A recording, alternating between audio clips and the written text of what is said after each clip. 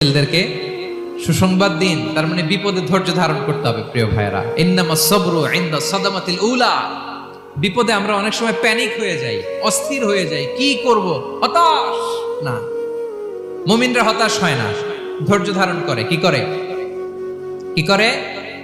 ধৈর্য ধারণ করার শক্তি দাও গো মেহেরবান আমায়, দাও গো মেহেরবান। পড়েন, ধৈর্য ধারণ করার শক্তি দাও গো মেহেরবান আমায়, দাও গো মেহেরবান। সবাই বলুন একসাথে, ধৈর্য ধারণ করার শক্তি দাও গো মেহেরবান আমায়, দাও গো মেহেরবান।